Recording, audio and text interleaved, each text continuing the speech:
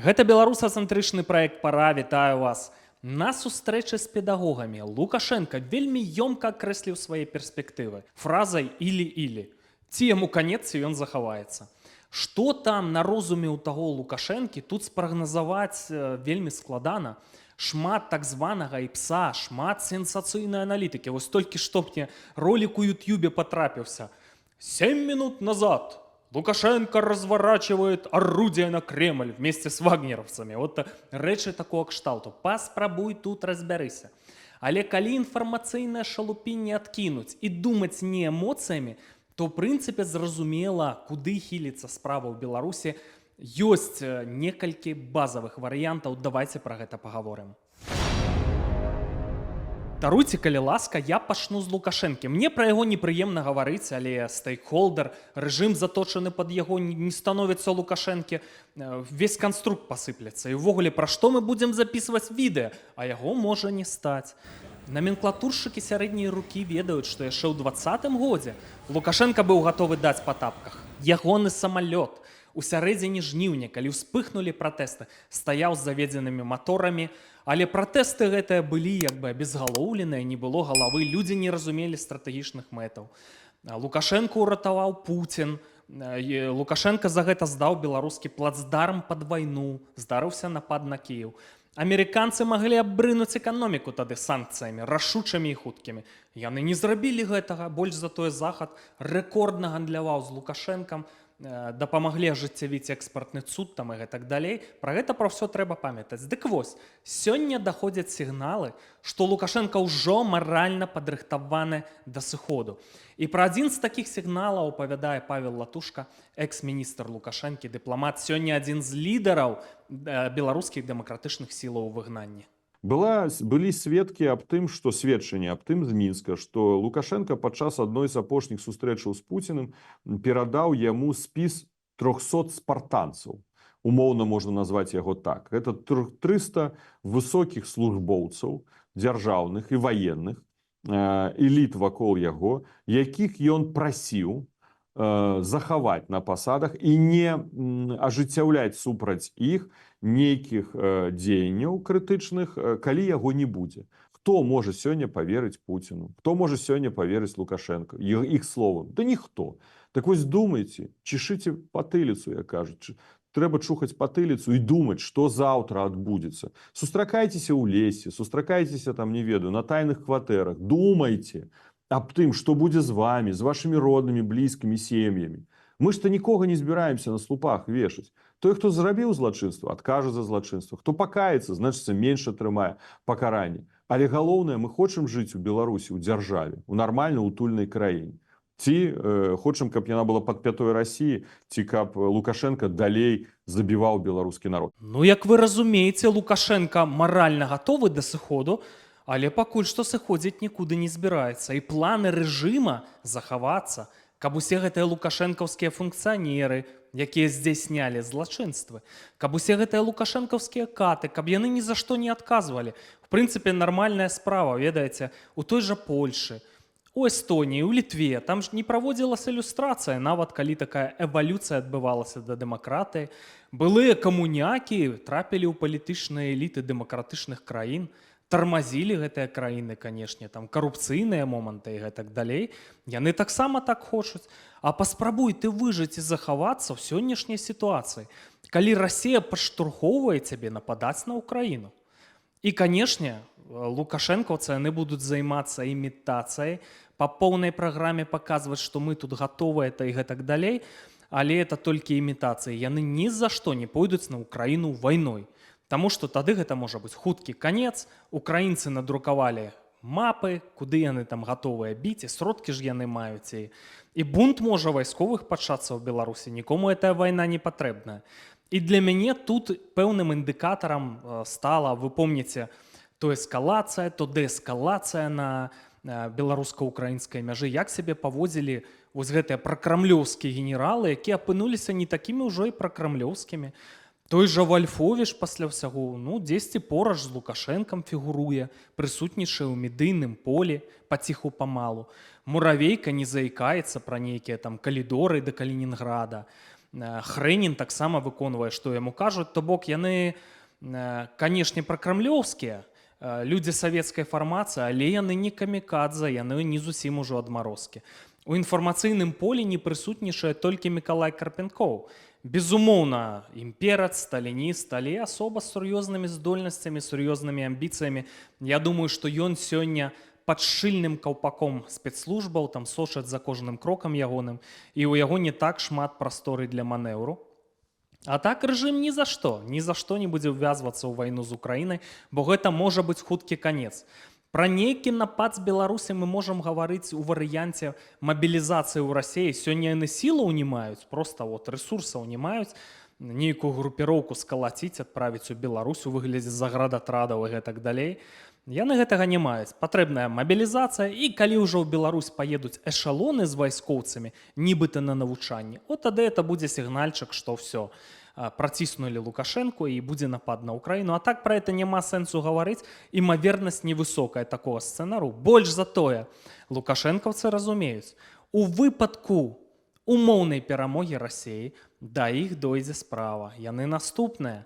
Все гэтыя лукашэнкаўскія бізнэсоўцы, бізнесы іхныя паціскаюць, інвестыцый у Беларусь не будзе, перспектыў для развіцця ўвогуле ніякіх не будзе, статус яны свой страцяць, а яшчэ будуць рызыкаваць там новымі войнамі там праз некалькі год, будучы вайсковым наканечнікам Расіі. Ім патрэбная сітуацыя, калі не дэстабілізацыя рэжыму ў РФ, то пэўнага паслаблення, каб да іх не было справы. І все, далей балансаваць, граць там у лібералізацыю, там дыверсіфікацыю экспарта рабіць, ну, тое, што адбывалася ў 2010-х годах. Вось што ім патрэбна. Расіі, яны разумеюць, што так, это пагроза для іх, безумоўна. Вцягнулі ў іх у гісторыю, яшчэ не зразумела, чым это скончыцца. Усё ж было так добра. Другая пагроза сыходзіць з захада. І Лукашенко это спрачувае, ён не проста так, проста кожны тыдзень называе захад, вот, што там зверы. Спрабуе ісці на нейкія дыалогі, абзывае звярамі, таму што адчувае пагрозу. А адкуль сыходзіць гэтая пагроза? А адтуль што? Літва, Польша ў першую чаргу. Яны пабачылі, якая пагроза сыходзіць ад Беларусі. Яны ж увачавіткі бачылі напад на Украіну.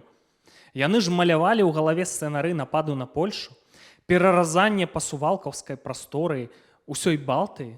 І гэта ўсё з тэрыторыі Беларусі. Захаду не. Захад да гэтага разумелі, а зараз, я перакананы, маюць стратэгічныя намеры вырываць Беларусь з расійскай арбіты. Ім патрэбна прадказальная Беларусь, дэмакратычная Беларусь, все, каб яна не была ў расійскай арбіце, не была гэтым наканечнікам. Вось і ўсё. І нам гэта патрэбна. Нам патрэбна дэмакратычная Беларусь, каб грамадства мела магчымасць выбіраць тую ўладу, якое яно захоча, а не сядзець за такія думкі і за каментары такого кшталту ў вязніцах, дзе цябе проста знішчаюць. Каб людзі маглі рэалізаваць свой патэнцыял эканамічны, добра жыць. Вось што нам патрэбна. Тут з захадам мы абсалютна сыходзімся. Для нас это цудоўныя былі перспектывы. І захад будзе працаваць в гэтым кірунку. Дойдзе справа да мілітарных аперацый, калі спатрэбіцца. І гэта ўсё разумее рэжым. І яны маюць план, як з гэтай сітуацыі выкруціцца. Як застацца на сваіх пазіцыях, так? Як гуляцца ў лібералізацыю. Канешне, з Лукашэнкам складана, таму што санкцыі тыя ж самыя наўрад ці будуць адмяняць пры наяўнасці Лукашэнкі, вайсковы злачынца і гэтак далей. Ну, Лукашенко старэе, маральна ён ужо ў прынцыпе гатовы да сыходу. І рэжым мае план, як захавацца ў палітычных элітах, выжыць, значыцца, не страціць усё, і асаблівасці гэтага плану, гэтага варыянту апісвае Павел Латушка. Транзіт ён ж сабе ўжо забяспечыў. У яго ёсць гэтая пасада кіраўніка Усебеларускага народнага сходу. Я думаю, што Захад мог бы паставіць даволі моцныя умовы, каб ён сапраўды адмовіўся ад удзелу ў выбарах 2025 года. Конечно, он будзе ўпірацца. Конечно, я не веру ў тое, што ён адмовіцца ад улады. Санкцыі не будуць адменены да той пары, пакуль будзе Лукашенко. Бо Лукашенко не адмовіцца дапамагаць у вайне. Значыць, санкцыі гэтыя не будуць зняты. Ён адмаўляецца ад міграцыйнай вайны? Да не адмаўляецца. Ён зменшыў, але не адмаўляецца. Санкцыі за гэта зняты не будуць. Лукашенко спыніць рэпрэсіі? Не веру. За гэта таксама санкцыі не будуць зняты. Таму зняццё санкцый адбудзецца поўнае толькі тады, калі не будзе Лукашэнкі. Бо нават калі ён ідзе на транзіт і з'яўляецца персона умоўная, там, хто крутой, да, як ён паказаў, то гэта ўжо шанец дзеля таго, каб ісці на нейкія крокі. То есть за персона першая, ну, не пераацэньваючы ролю лічнасці в історыі, але ўсё ж такі тут Лукашенко адыгрывае. А пасля гэтага ўжо адбываюцца рухі наступныя, якія пераводзяць нас у дэмакратычныя змены. Другое, гэта калі ўсё ж такі ён ідзе на гэтыя выбары, умоўныя выбары, на перапрызначэнне, то мы павінны умацаваць у свядомасці беларусаў, што стартуе ў гэтай электаральнай кампаніі злачынец, як я сказаў, злачынец, які здзейсніў злачынствы супраць чалавечнасці беларускага народу і ваенныя злачынствы супраць украінскага народу. Што тыя, хто будуць яго далей падтрымліваць, павінны рыхтавацца і купляць квіткі ў цягнік Мінск-Гага. І мы зробім усё дзеля таго, каб такое уяўленне ў элітах да дня так званага перапрызначэння Лукашэнкі было як мага моцна ў свядомасці замацаванае. Мы зробім канкрэтныя крокі. Калі яны зразумеюць, што цягнік ужо стаіць на станцыі Мінск-Пасажырскі. Засталося толькі квіткі ўзяць і ехаць. Я абяцаю, я больш казаць не буду, але мы над гэтым моцна працуем. Спадар Павел, я вымушаны ў вас перапытаць датычна Гаагі, датычна там міжнароднага вышуку і гэтак далей, Лукашэнкі. Мы з вами пра гэта гутарылі яшчэ ўвосень. Так радыкальна ніякіх зменаў не адбылося. Ну скажыце, калі ласка, вы зараз намякнулі, што все-таки нейкія такія сур'ёзныя працэсы рэальна ідуць. Я правільна вас зразумеў? Ну да, міжнароднае права – гэта тая сфера, якая найбольш павольная, на жаль, з пункту гледжання выкарыстання інструментаў і давядзення іх да эфектыўнага прымянення. І я абяцаю вам, Лукашэнку не ўдасца выкруціць. Не ўдасца. Ну, я яшчэ хацеў бы вярнуцца да вось магчымых варыянтаў сцэнароў, да, пра якія вы кажаце. Усё ж такі, мне здаецца, гэта больш важна. Мы разумеем, што зараз у элітах вакол Лукашэнкі з'явіліся новыя персоны, такія як Рыжэнкоў, Крутой, Пяткевіч. Рыжэнкоў мае свае ўласныя амбіцыі. Гэта той чалавек, які вонкава працуе на рэжым Лукашэнкі, але сам мае амбіцыі прэзідэнцкага характару. Ведаю гэта з персанальных размоў. Гэта той чалавек, які сёння тактычна працуе на яго, але стратэгічна ў вырашальны момант будзе працаваць на сабе. І гэта тая частка, група людзей, якая можа быць падтрымана тым жа Сергіенка.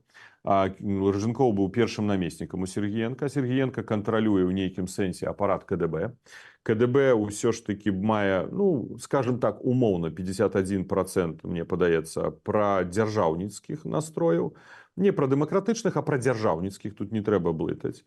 Таму у іх ёсць тут інструменты нейкія ўплыву, і яны могуць зыграць сваю гульню. Ім можа дапамагчы Косінец, якога наўрад ці можна западозрыць у прамаскоўскіх поглядах, а ён займае сёння таксама важную пасаду намесніка старшыні ўсебеларускага народнага сходу. Ёсць група прамаскоўская, якую мы можам назваць па прозвішчах умоўна як Карпенкоў, Качанова, хто там яшчэ, ну, вось Вальфовіч такая невядомая, да, такая фігура, ці да якой адно Гігін там знаходзіцца, гэтак далей.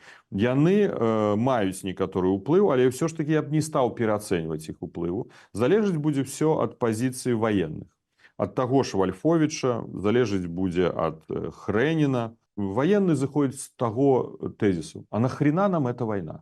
Ну, ось правда, хоць міністр Хрэнін, а вось, ну, па што яна нам патрэбна? Паміраць за Пуціна, за Лукашэнку дзеля Пуціна. Ну, няма ніякай матывацыі ў беларускіх ваенных. Таму будзе шмат залежыць ад ваенных. І яшчэ пытанне, вяртаючыся да вашага пытання і тэзіса. А ці будзе мець на гэты перыяд Расія дастатковай моцы ваеннай, каб паўплываць крытычна на сітуацыю ў Беларусі, калі Лукашэнкі няма? Ці будзе яна мець эканамічныя эмоцыі, каб падтрымаць вось эканамічныя праблемы, якія патэнцыйна могуць узнікнуць. Таму да гэтай сітуацыі трэба рыхтавацца. І гэтыя сцэнары, яны, здаецца, сёння такія, можа, у паветры знаходзяцца, але могуць стаць рэальнымі. Я вяртаю ўсіх таксама да курскіх падзеяў. Всё гэта можа быць рэальным, і гэты расклад у умоўных элітах вакол Лукашенка ёсць. Нам трэба раскалваць гэты эліт. Нам трэба паказваць ім перспектыву, што з Лукашэнкам ужо ўсё. Заўтра раніцай, паўгады, ці год, ці некалькі гадоў. Значыцца, ўжо з ім перспектыву на заўтра не пабудуеш. Мяркую, што гэты варыянт вы зразумелі. Лукашенко адыходзіць у бок, там ужо і са здароўем нюансы і гэтак далей, спрабуе ўплываць на сітуацыю, там нейкая эвалюцыя да дэмакратыі, гарантыі бяспекі, 5-10. Ці магчыма, што вось гэты фінт рэжыму атрымаецца правярнуць? Тэарэтычна магчыма. Але прыклад Казахстана паказвае, што вельмі складана арганізаваць бяспечны транзіт. Таму што многія функцыянеры рэжыма Назарбаева ўсё страцілі, сам Назарбаев многае страціў. Добра, што жыццё захаваў, я яшчэ так вам скажу. А беларусы яны ментальна адрозніваюцца ад казахстанцаў. Казахстанцы паважаны народ, так, але вось у беларусаў там будзе менш піетэту перад чыноўнікамі, там перад начальнікамі, там аматары самаарганізоўвацца і гэтак далей. І яшчэ меншыя шансы, чым у Казахстане арганізаваць бяспечны транзіт. І я вярнуся тут яшчэ да аднаго вельмі важнага фактару захада, у прынцыпе, ключавога фактара. На захадзе, ведаеце, вельмі доўга запрагаюць коней. Я па Польшы нават зразумеў ментальную асаблівасць. Будуюць дарогу 1 кіламетр. 2 гады вошкуюцца з гэтай дарогай, але у выніку, калі дабудоўваюць, то это капітальна, якасная дарога. Ремонты, можа быць, 10 год не трэба ўвогуле ніякіх там рабіць. Такая асаблівасць. І ціхай сапай раскашыгараваецца вайскова-прамысловы комплекс. Для чаго? Для вырашэння пэўных задач.